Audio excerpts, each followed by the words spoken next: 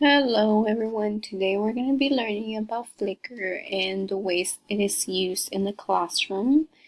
We're first gonna learn that it can be used for the phases or the moon, like the stuff like science, math, and in the phases of the moon you can have your students take pictures of the moon and then upload them here, and it's a great way for your students to interact with your parents, because they have to help them log in or sign up. It just depends on what grade level you are, the teachers you're gonna choose for your students.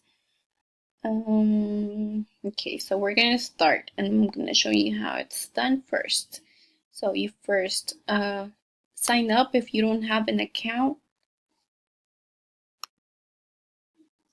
So you're going to enter your first name, last name, your current email address, or you have to make up a password, and then your birth month, day, or year. Or if you have a Yahoo account, you can use this as well and it will work the same. So it doesn't really matter what email you have. So let me go back. Let me log in. So this is me. So it will remember you. And let me enter my password.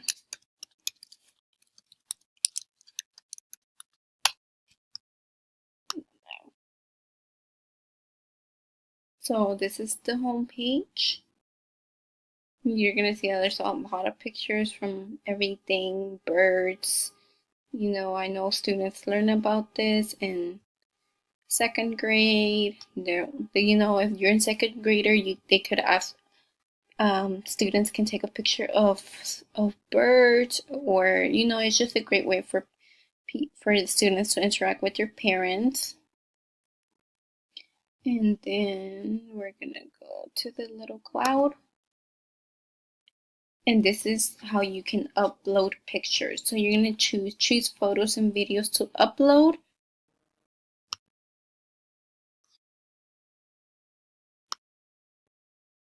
So let's say so there's a picture of the moon. Let me see which one I want to upload. So the setting sky. So let me choose the setting sky. So you're going to choose picture. And you can add a description. So if you had a face of the moon, you can call it a full moon. And there you go. And then you'll have a full moon. You can add text to, like, beautiful. You can put beautiful and then just press enter. Or blue sky. Anything you want. Pole, or even the surroundings, you can put whatever's there. You can add people too, but if you don't have any people right now, if you didn't have previously owned a Flickr account, then you're okay. Okay, they won't be needing this.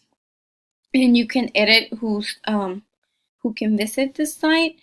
So visible to everyone, you click edit and you put, if you it's only for you, but we're gonna put anyone because you want your the teacher needs to see it and all the students need to see it. Okay, so anyone. And then in the corner it says upload one photo. So you're gonna upload the photo. So we put choose public, so that's good. So we're gonna go upload. Yeehaw! So it's there now. You see this? Or you can also look for other people's photo. We can click full moon. Then you're gonna click search photos, and you're gonna see a full moon. And then this is like almost like Instagram, where you love pictures, and you're gonna click start it. So you're gonna start. You're not gonna heart it anymore. So it's almost like Instagram, but not really. And you're gonna see it. So there's your pictures. You can even like your own picture. Oh, and then this is also available on your phone, so it's gonna be a little bit easier if you use it on your phone, but you know, it's the same thing.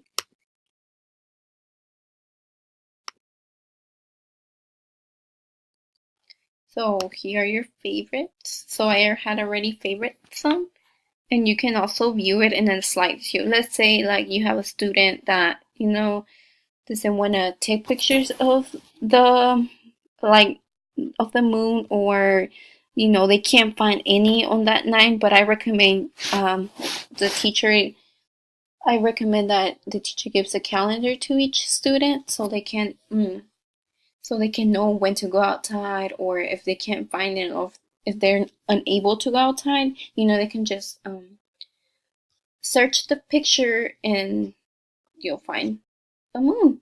So you see, this is the crescent moon.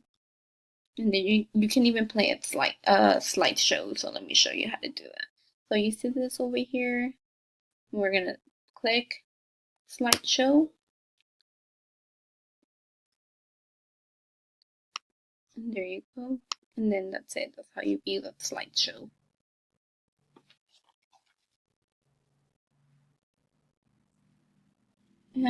It will be great if the students do it in order, but you don't have to. So it will be great if they do it in order because you can see that they master the phases of the moon if they have it in order.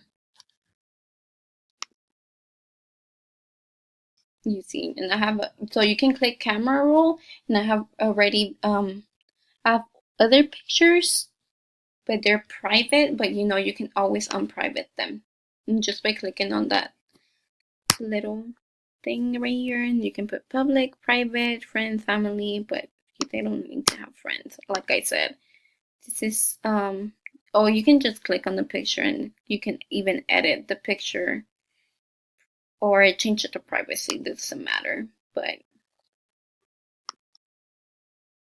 so to do a gallery, you have to upgrade to an account, so you don't need this.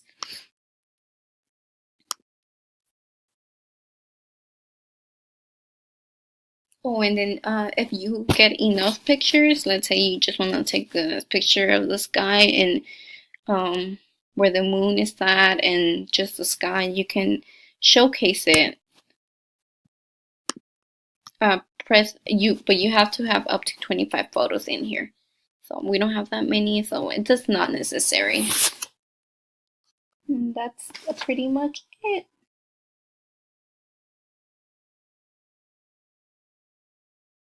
But you know, like I said, any grade will be it will be a great tool to use this for any grade because you know who doesn't have a phone right in like in whatever grades, you know, it will be good if you use this for the moon phases or for um science, like taking pictures of the moon or the butterflies. I know they learn about butterflies in kindergarten, and as I said before, it will be great for students to interact with their parents. Thank you.